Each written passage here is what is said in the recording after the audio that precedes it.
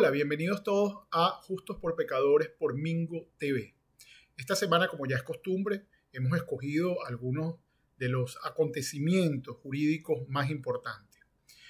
Acaban de ocurrir desde nuestra perspectiva 3 eventos que resultan fundamentales para el escrutinio de lo que es la situación de derechos humanos en Venezuela. Se presentó el informe de Provea respecto de la situación de los derechos humanos en Venezuela. Es un informe muy interesante sobre el cual vamos a escudriñar un poco, bastante denso porque contiene derechos civiles, políticos, económicos, sociales y culturales. Pero también se presentó el informe del Centro Casla en la OEA. Como cada año, el Centro Casla hace una revisión minuciosa de lo que ha venido ocurriendo en el país en torno a las gravísimas violaciones de derechos humanos. Esto se exhibió en la Organización de Estados Americanos, que al día siguiente de la presentación del informe Casla reunió al panel de expertos. Sobre este panel vamos a reflexionar durante algunos minutos y vamos a tener algunos testimonios muy importantes que se vinculan con lo que allí se debatió en la Organización de Estados Americanos, cuál es el alcance de este panel de expertos, qué ocurre con ese informe, qué significación e importancia puede tener para la causa que se ventila ante la Corte Penal Internacional. Sobre estas temáticas conversaremos esta semana, así que empecemos. En primer término, vamos a abordar lo acontecido el día 3 de mayo reciente en la Organización de Estados Americanos. En esta oportunidad se reunió el panel de expertos de ese organismo.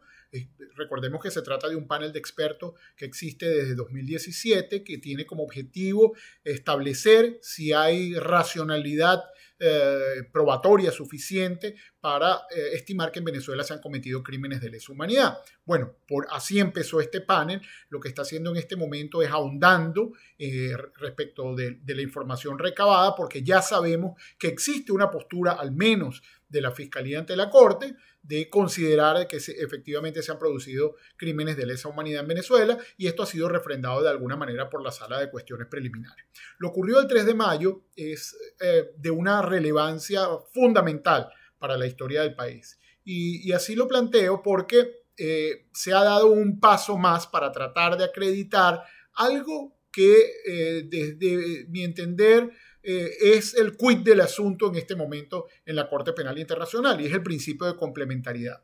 El informe que ha presentado en esta oportunidad el panel de expertos se llama Un análisis sobre la ausencia de esfuerzos internos para la rendición de cuentas. Y esto se relaciona directamente con la complementariedad. Esto no es más que la presentación de un cúmulo de pruebas y de un relato fundado de las razones por las cuales en Venezuela no existe un sistema de justicia capaz de adelantar investigaciones genuinas en el caso de los crímenes ocurridos.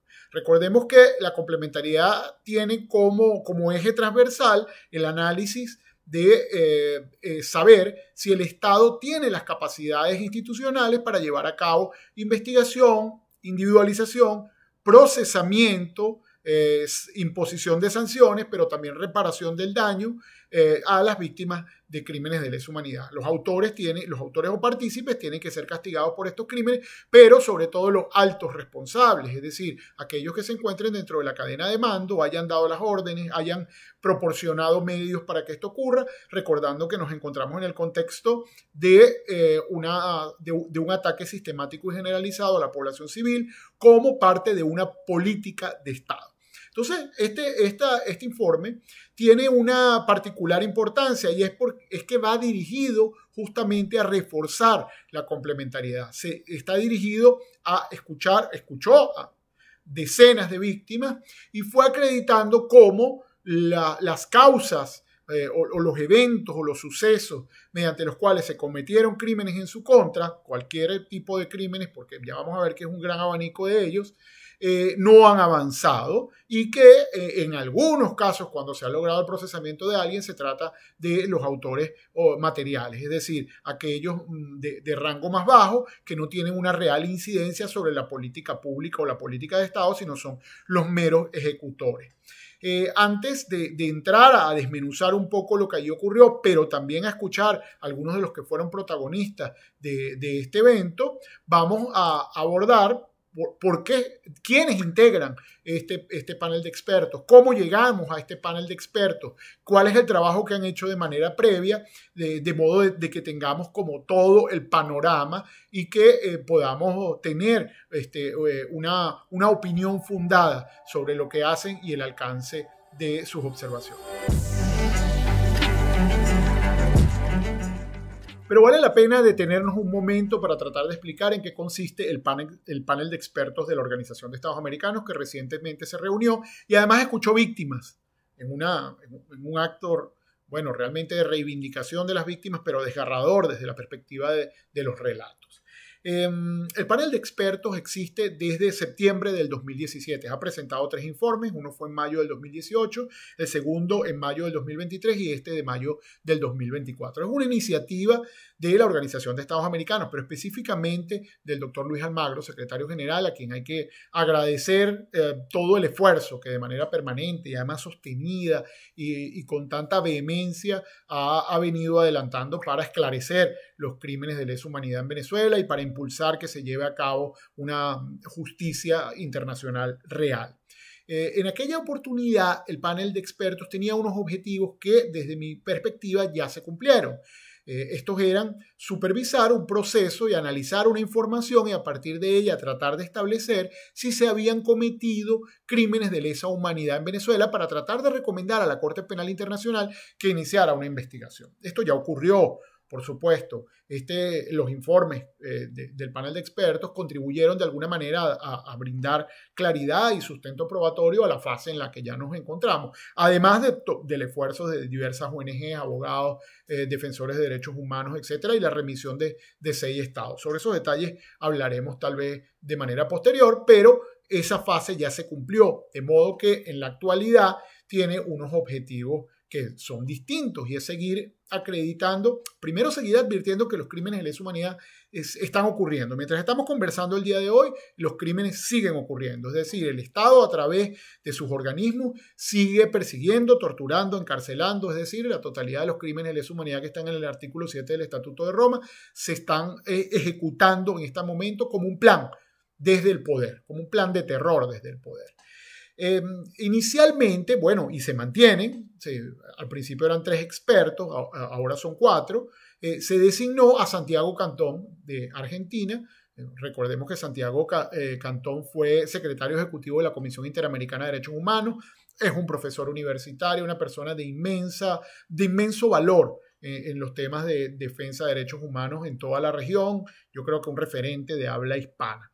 Está también el profesor Irving Cotler de Canadá, fue fiscal general de Canadá y ministro de Justicia de Canadá, es profesor universitario, es además una autoridad en materia de derechos humanos y de investigación.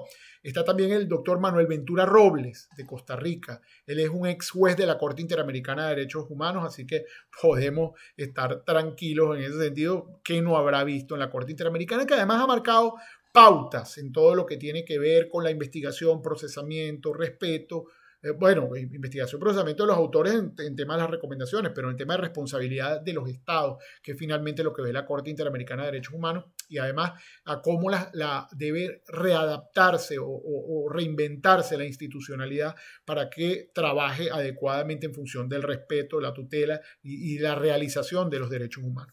Y la última en incorporarse en el año 2023 fue la experta Joana Fribet. Ella es de Mauricio, es abogada en Garnica 37 International Chambers y asesora a organizaciones internacionales, tiene mucha experiencia en materia de justicia universal. Entonces, ellos forman este panel, han presentado 3 informes, como dije, y este más reciente informe tiene un enfoque, como ya lo señalé antes, muy vinculado con la complementariedad, pero hace altos o hace algunas especificaciones sobre algunas materias que son muy relevantes. Primero, la responsabilidad interna por casos de tortura. empieza a tratar de explicar cómo funciona la tortura en Venezuela y además vale la pena decir que durante la presentación del informe se escucharon víctimas de tortura. Yo creo que es muy significativo haber escuchado al capitán Luis de la Sota, a Demóstenes Quijada y a Jesús Alemán, quienes de primera mano narraron lo que ocurre en casas de tortura. Casas de tortura que, por cierto, tuve la oportunidad de denunciar, estoy entre los primeros denunciantes de lo que son las casas de tortura de DIGESIN. Estas personas pudieron narrar toda la metodología, porque hay una metodología para torturar y además incluso habría que analizar psíquicamente quiénes son estos sujetos capaces de generar tanto daño a otro ser humano, de quitarle esa cualidad de persona, de generar tantas humillaciones sin ninguna... sin sentir ningún dolor por el sufrimiento del otro. Esto es muy interesante y creo que habrá que analizarlo desde varios puntos de vista. Primero de la salud mental, pero también desde la perspectiva criminológica en el futuro. El informe contiene además el tema de la responsabilidad interna por casos de encarcelamiento. Además, cómo se ha venido incrementando el encarcelamiento por razones políticas como una constante del régimen venezolano. Tenemos todas las semanas tenemos nuevos presos políticos y esto se va incrementando. Personas a quienes se le violentan todo tipo de derechos. La punta de lanza de esto es el Ministerio Público venezolano, que está encarcelando masivamente a personas por sus opiniones políticas, esencialmente, y ya es una constante atribuirle una cantidad de delitos como traición a la patria, terrorismo, etc. Y para ello tienen unos tribunales de terrorismo que están estipulados para la persecución. También, hablando de persecución, el informe se relaciona también con la responsabilidad interna por casos de persecución.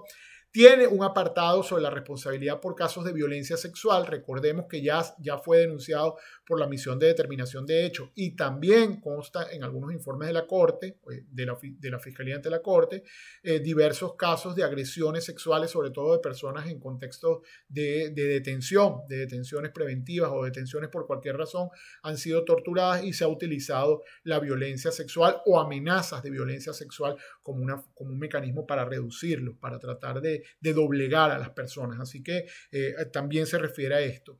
Hay un tema del trato a las víctimas y sus familiares, cómo se ignoran las denuncias, cómo hay una ausencia absoluta de mecanismos de protección, pero no es solo que no te protejan. El Estado no es solo que no proteja, sino que además te persigue. Y la ausencia total de transparencia judicial, con estas cosas que se hacen ahora, audiencias de madrugada, de noche, sin abogado, sin que se le permita a la gente acceder a las actas, etc.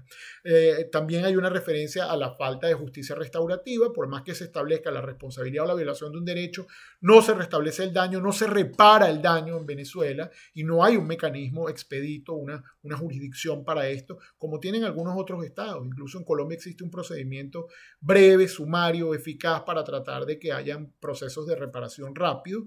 Y tiene una parte, finalmente, el informe de la Comisión Continuada de Crímenes de Lesa Humanidad. Esto es muy importante porque acá es donde se apalancan las advertencias, donde se le dice, señores, a la Corte Penal Internacional, los crímenes siguen ocurriendo. De modo que deben actuar, y esa es una de las razones por las cuales vimos muchos titulares la semana pasada, donde se decía que el panel de expertos había instado a la Corte Penal Internacional a individualizar, a dictar órdenes de aprehensión, a imputar a personas, autores o partícipes. Sobre las conclusiones respecto de la Corte nos vamos a referir. Finalmente tiene una cantidad de recomendaciones el informe y que creo que todos... a quien le interese el tema deben revisarlo y escucharlo. Sobre el tema de la tortura, tenemos el honor de tener invitado en el programa a Demóstenes Quijada. Demóstenes Quijada es un joven venezolano político que por sus opiniones fue víctima de varios crímenes. Primero, desaparición forzada, por supuesto. Luego, el crimen de persecución, de encarcelamiento y fue víctima de tortura. Él contó ante el panel de expertos lo que a él le sucedió y yo creo que este relato es fundamental para la reconstrucción histórica del momento que vivimos y para entender cuál es el talante de los sujetos que enfrentamos. Son personas que no tienen, carentes de virtud y especialmente crueles al momento de ejecutar estas torturas. Escuchemos lo que nos dice Demóstenes. En efecto, el pasado viernes 3 de mayo se dio un evento de presentación de un informe sobre la ejecución de crímenes de lesa humanidad en Venezuela por parte de la dictadura que hoy oprime a la nación. Tuve oportunidad de ser una de las víctimas que brindó su declaración en ese evento, que considero de vital importancia para efectos de comunicar la realidad tras la tragedia vivida por quienes somos sobrevivientes de persecución, secuestro y tortura del régimen, y sobre todo por alzar la voz en la dirección de lograr no solo justicia para quienes ya hemos padecido la tragedia, sino para, como suelo mencionar, evitar que continúe la barbarie. Finalmente, nuestro objetivo esencial es lograr que nunca jamás nadie tenga que atravesar por este infierno. Importante señalamientos que se hicieron ahí demuestran que ese sistema opresivo y de tortura no solo está al servicio de la dictadura como esquema general, sino que está soportado particularmente por un aparato de administración de justicia secuestrado y al servicio del autoritarismo, que lejos de proteger al ciudadano como debería ser su objeto natural, es un colaborador directo de la perpetración de crímenes de lesa humanidad y la violación sistemática de derechos humanos. Importante la visibilización, porque una de mis preocupaciones más significativas en este respecto es el esquema de normalización que se pretende implantar.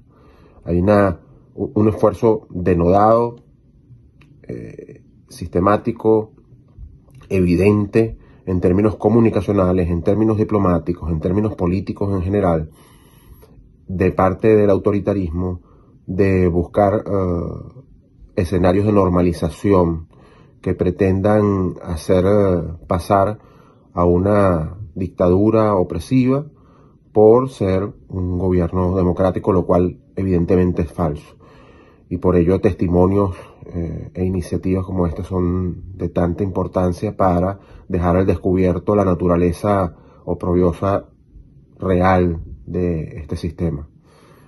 Por supuesto, para todos quienes nos incorporamos a esa iniciativa ha sido un momento difícil, producto de que es necesario reconstruir heridas que aún no están sanadas, pero lo considero en mi caso particular un deber ético e histórico para no solo hacer registro histórico de las atrocidades cometidas, sino contribuir con el combate a ese esquema de normalización que tanto me preocupa y al cual no podemos permitir que se adhieran ningún tipo de factores o actores, bien sean internos o externos, pues el gran ganador de ello no es más que el autoritarismo. Y más de cara al proceso que se plantea el próximo 28 de julio, que yo no califico de elección, aun cuando los factores de oposición estamos haciendo un intenso esfuerzo por lograr que se transforme en una oportunidad de cambio político. Lo que es cierto es la ausencia absoluta de condiciones electorales, y por cuanto, si bien vamos a seguir trabajando para transformar esto en una brecha factible y posible de cambio, no podemos llamarlo de ninguna manera elección, porque así como los crímenes de lesa humanidad cometidos sobre las víctimas que hemos declarado en esta oportunidad, también sobre todos los venezolanos se violan sus derechos, en este caso asociados al sufragio, en función de que las condiciones que rodean a ese ejercicio no son ni siquiera las mínimas necesarias para garantizar que el voto se transforme en una decisión, que es la esencia de un proceso de esa naturaleza. Agradecido por esta oportunidad de participar en tu espacio, siempre dispuesto, un honor y un abrazo. Pero no podemos dejar de escuchar lo que son las víctimas secundarias. Y en este caso, a mi entender, yo creo que uno de los mejores ejemplos de lo que se debe hacer frente a cuando se es víctima de crímenes de lesa humanidad es la denuncia, darle visibilidad al tema y llevarlo a todas las instancias que sea posible. Y en esto es un ejemplo Molly de la Sota. Molly de la Sota, durante todo el tiempo de reclusión que tuvo su hermano Luis de la Sota, fue y sigue siendo además una persona incansable en llevar a las instancias a donde hubiera que llevar el caso de su hermano. Y no solo el caso de su hermano, sino el de todos los que estaban alrededor, y además sigue siendo vocera de todo lo que está ocurriendo en Venezuela. Escuchemos a Molly de la Sota, quien estuvo presente durante el panel de expertos y durante los testimonios a los que hemos hecho referencia. En primer lugar, un saludo a tu audiencia, y este mensaje va dirigido a todos aquellos que tienen familiares en alguna celda nauseabunda del régimen venezolano, de aquellos que están padeciendo la violación de los derechos humanos y la comisión de los crímenes de lesa humanidad. Mi mensaje de esperanza y de fe: no la pierdan nunca, nunca se rindan. Los mejores defensores de los derechos humanos de su familiar es usted. El que mejor, el que más le duele por lo que están pasando es usted, madre, padre, hijo, tío, sobrino, esposo o esposa o familiar. A usted es el que más le duele ese familiar que está padeciendo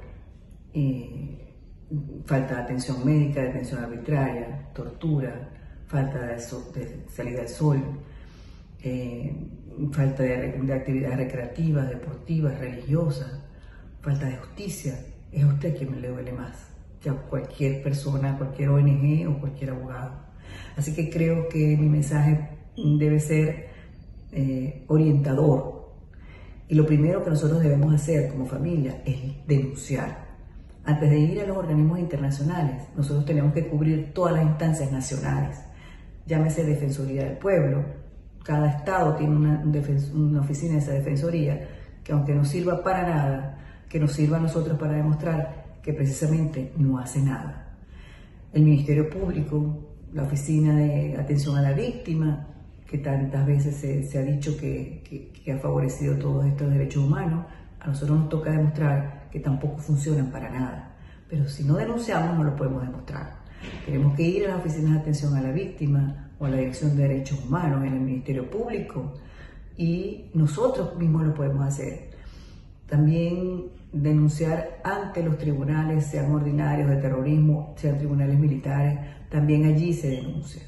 Y si usted sufre, como muchos otros, de la falta del derecho a la defensa a su familiar, porque le impusieron un defensor público, a ese defensor público, con su puño y letra, escríbale una carta dirigida a él diciéndole todas las padecencias, lo que está padeciendo su familiar. El debido proceso, la detención, el sufrimiento, falta de atención médica, tortura, falta de luz solar, etcétera, etcétera. Usted mismo escríbaselo, déselo y él lo va a firmar. Yo tengo las mías firmadas. Mi hermano tiene en su caso las actuaciones, las denuncias que se le hicieron al defensor público, que le impusieron, de todas las torturas y todo lo que estaba padeciendo, y el señor firmó. Entonces, recuerden que antes de ir a un organismo internacional, todo esto tiene que ser documentado. Nuestro trabajo es documentar, es demostrar que no hay justicia en Venezuela.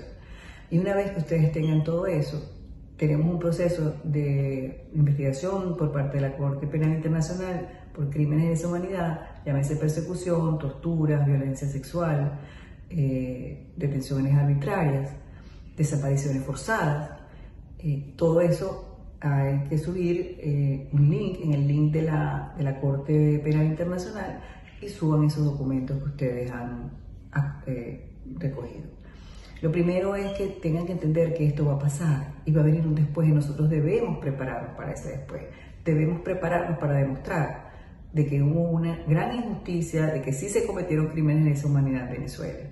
Es muy importante para nosotros los familiares porque es increíble que muchos detenidos ni siquiera saben el nombre del juez, no saben el nombre de los fiscales, desconocen el médico forense que los chequeó y que sabiendo que estaban torturados colocó allí que estaban muy bien, no conocen el nombre de los fiscales de que los estaban acusando, ni siquiera de su mismo defensor público. Y es muy importante que ustedes tengan en consideración eso. Y si es posible, ir al Ministerio Público y denunciar a ese juez, a ese fiscal o a ese abogado que no cumple con su función.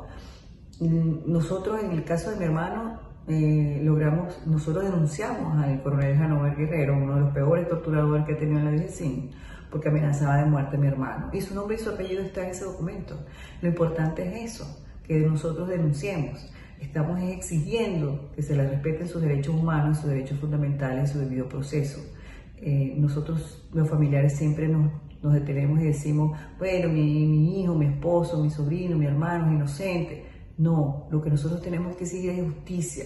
Si son inocentes o no, que haya un proceso que lo verifique, que tengan un juicio legal, que tengan todas las herramientas para demostrar esa inocencia. Eso no está pasando en Venezuela. En Venezuela, desde que tú pisas la DGCIN o el SEBIN, ya eres un traidor a la patria, ya eres culpable. Y nosotros estamos encargados de demostrar que eso no es así. ¿Cómo lo vamos a demostrar? Con pruebas. Y las mejores pruebas de que el gobierno no está cumpliendo con su función de protección de derechos humanos ni ninguna de esas organizaciones es meter las denuncias y demostrar a la comunidad internacional de lo que está pasando en Venezuela. Les brindo de verdad un mensaje de fe y esperanza. Nosotros lo logramos, lo hicimos. Tienen que elevar la voz, alzar su voz para que ellos sientan que de alguna manera tienen que ceder, porque la comunidad internacional les tiene el ojo puesto, tiene la mira en estos violadores de derechos humanos y muchos gobiernos ya lo están haciendo y ya se están apartando. Así que nosotros tenemos que hacer nuestro trabajo. Les deseo de verdad que nunca pierdan la fe, no se rindan, ellos los necesitan, la única voz que ellos tienen son las de ustedes. Y con esto concluimos este primer segmento que tiene que ver con lo ocurrido en la Organización de Estados Americanos y el panel de expertos. Ya hicimos un repaso de lo que allí ocurrió. Es un espacio extremadamente útil para darle visibilidad a los temas, pero también para acopiar pruebas, para sistematizar lo que está ocurriendo en Venezuela y que esto sirva de insumo a los organismos de justicia internacional para que puedan seguir avanzando las investigaciones. Y de justicia universal también, ¿por qué no? No olvidemos que esto no solo va a la Corte Penal Internacional como órgano natural que está llevando a cabo las investigaciones por crímenes de lesa humanidad, sino que también existe la posibilidad de que se abran causas por crímenes de lesa humanidad conforme a la jurisdicción universal en otros países, por ejemplo, como ya inició en el caso de Argentina, donde la justicia federal ha dado su buena pro para investigar algunos crímenes de lesa humanidad ocurridos en Venezuela. Así que esto sirve como información de contexto, pero también le da fuerza a que otras jurisdicciones puedan iniciar y de este modo ir cercando a los autores o partícipes de crímenes de lesa humanidad en Venezuela. Así que auguramos de que este espacio se mantenga y que siga rindiendo los frutos que ha tenido hasta ahora. Y como nos tiene acostumbrados cada año, el Programa Venezolano de Educación, Acción en Derechos Humanos, PROVEA, presentó su informe anual. Informe anual que siempre estamos a la espera de qué novedades y qué cosas trae. Y desde mi perspectiva es muy interesante. El título es más que elocuente. Dice Maduro, una década oscura para los derechos humanos en Venezuela. Y es muy importante porque responsabiliza directamente al Ejecutivo de todo el retroceso que ha habido en materia de protección y de realización de los derechos humanos en Venezuela. Toda esta desprotección que hemos venido narrando de forma permanente, pero también esa desprotección que siente la gente en la calle. Y esto tiene muchísimo que ver sobre todo con los derechos económicos y sociales. Una parte del informe que a mí me parece digna de resaltar es cuando recalca que Venezuela continúa en una emergencia humanitaria compleja, con lo que contraría de una forma seria y documentada aquella propaganda oficial y de algunos que le apoyan, según la cual la emergencia económica o la emergencia humanitaria ya pasó y nos encontramos en un periodo sostenido de crecimiento. Eso no es verdad. Plantea el informe, bueno, la precariedad de las condiciones laborales, también un salario mínimo oficial de $4 que está afectado por lo que afecta además el valor de las pensiones y las jubilaciones, que permanece anclado en 130 bolívares. Bueno, todo el problema de la bonificación del sueldo. Y pónganse ustedes a reflexionar sobre un tema. La destrucción del salario es la destrucción del trabajo como fenómeno social, que busca un Estado o un modelo de Estado que acaba con el salario. Esencialmente, lo que está buscando es la destrucción del empleo, del trabajo como fenómeno social, y el trabajo de alguna manera significa el empoderamiento de la gente en la solución de sus propios problemas. Lo que puede haber de fondo, o lo que uno entiende que hay de fondo, es la búsqueda de una sociedad más dependiente, una sociedad que de alguna manera tenga mayores niveles de adscripción del poder en la solución de sus problemas. De modo que entienda o que funcione bajo la lógica de que si no haces lo que el poder dice, o si no estás adscrito a algunas de sus fórmulas de organización social, llámelas como quiera, consejos comunales, VC, lo que sea, tus problemas no serán resueltos, o por lo menos los mínimos. Lo cual tampoco ha funcionado, porque si hay algo que es transversal a toda la población, es la pobreza y la desigualdad. En parte del informe me parece interesante traerles una de las frases donde dice que la escasa capacidad de compra de la población impide que aumente la demanda interna, y por ello este panorama de alta desigualdad y pobreza masiva constituye actualmente un límite para las posibilidades de mantener el crecimiento económico bajo el modelo que ha impulsado el gobierno. Provea así de alguna manera lo que está diciendo es que nos encontramos ante una sociedad muy desigual, y ejemplos de esto tenemos, ejemplos rimbombantes y permanentes en redes sociales.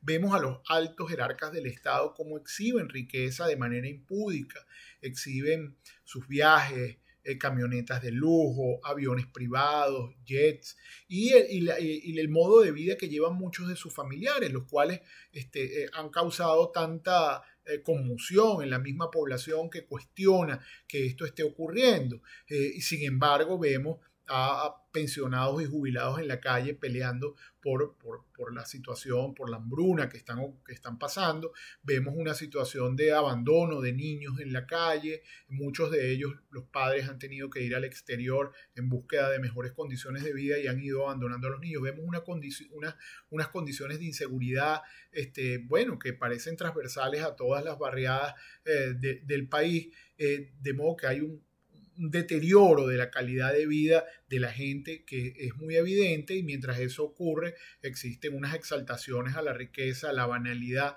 que realmente son bastante tristes.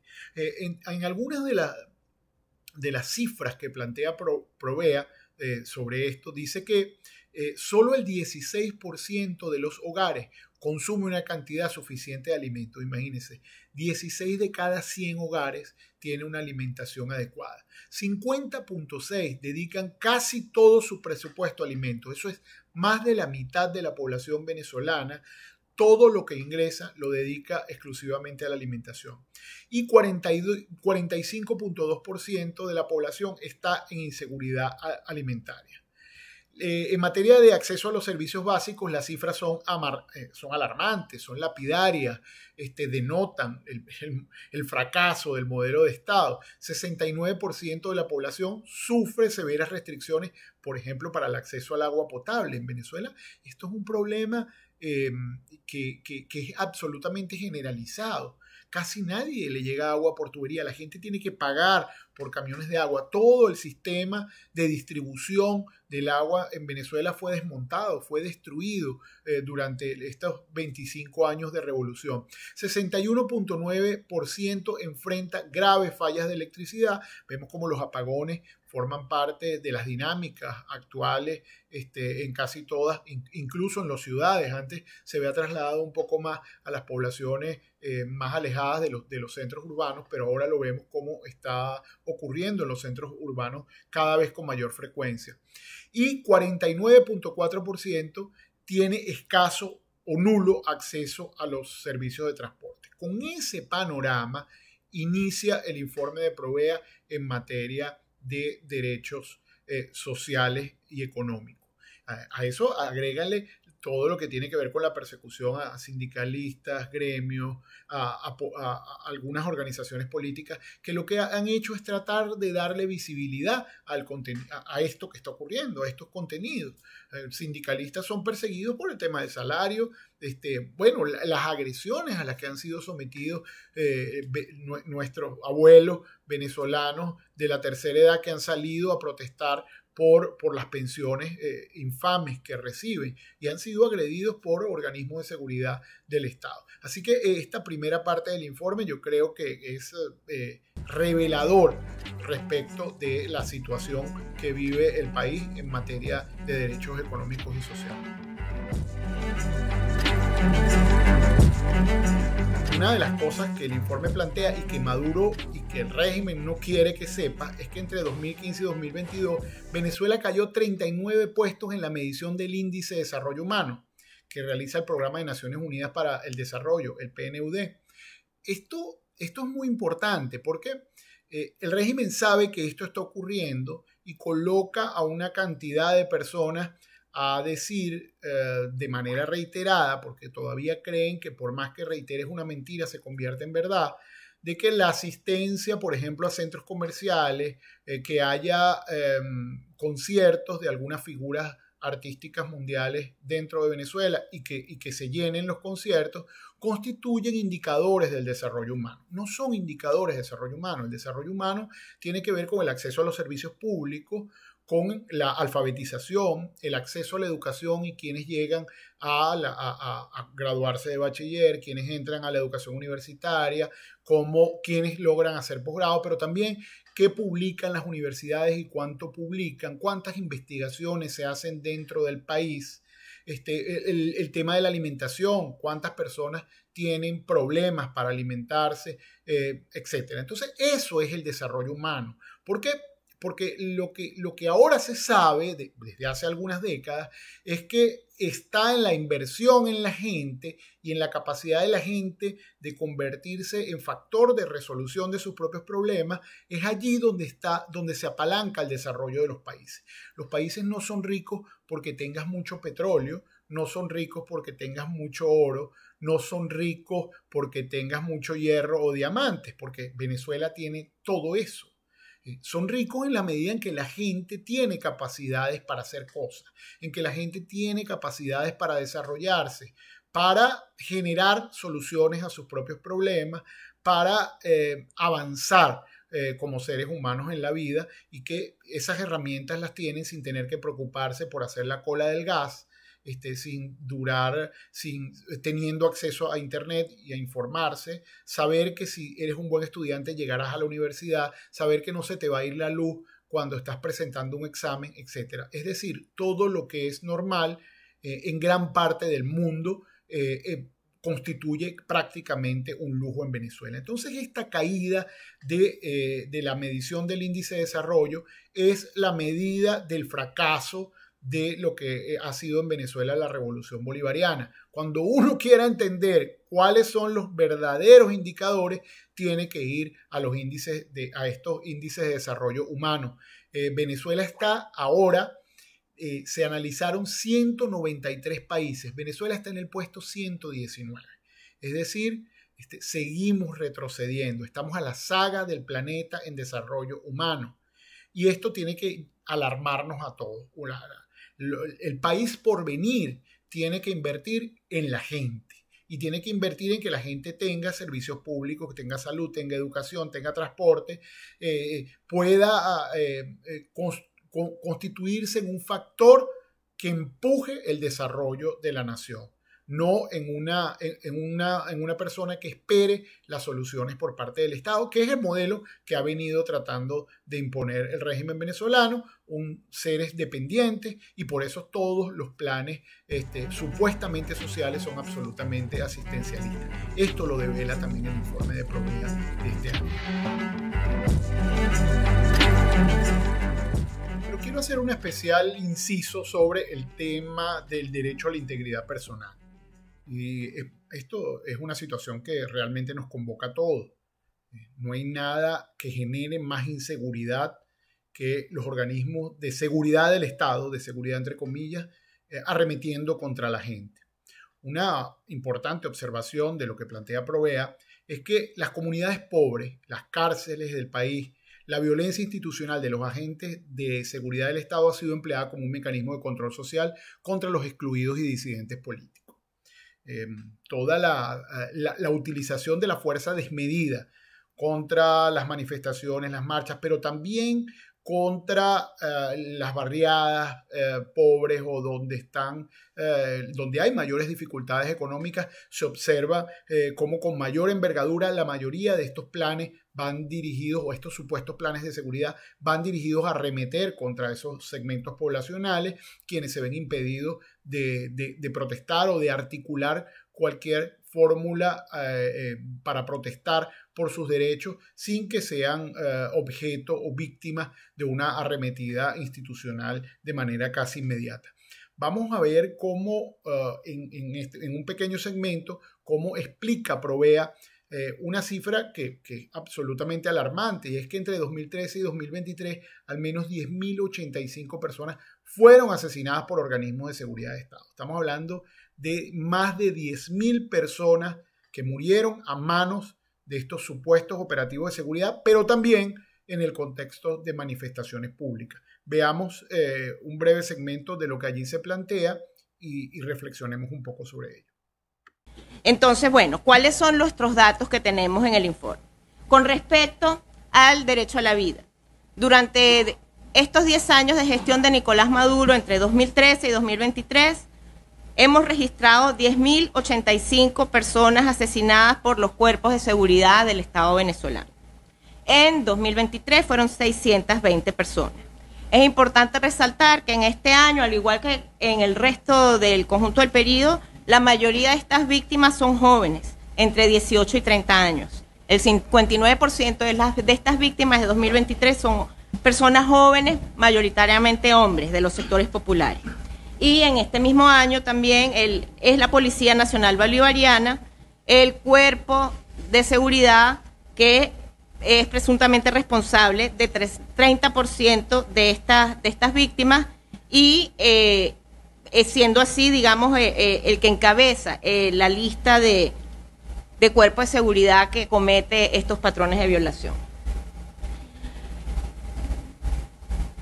Durante este periodo de 2013 a 2023, 284 personas fueron asesinadas en el contexto de manifestaciones. Y hay que registrar que durante este año 2023 no se registró este tipo de muertes, ¿no? en nuestro informe del derecho a la vida. Con respecto al derecho a la integridad personal, este es uno de los derechos donde vemos registradas muchas más víctimas. Entre 2013 y 2023 registramos 43.003 víctimas de violaciones a la integridad personal. 2.652 de estas víctimas se registraron en el año 2023. Y con respecto a 2023 hay un dato muy resaltante, muy importante, y es que el 41% de estas víctimas de 2023 son mujeres. Y entre los cuerpos de seguridad responsables de estas violaciones es el Ejército quien encabezó las denuncias con 636 víctimas. Y concluimos así esta tercera edición de Justos por Pecadores. Como vimos, un programa cargado de información, ojalá sea sencilla, clara, digerible y contribuya un poco a esclarecer el panorama de dónde estamos en este momento. Los esperamos la próxima semana. Denle me gusta, hagan sus comentarios, sus sugerencias y aquí estamos abiertos para todo. Así que hasta luego y hasta la semana que viene.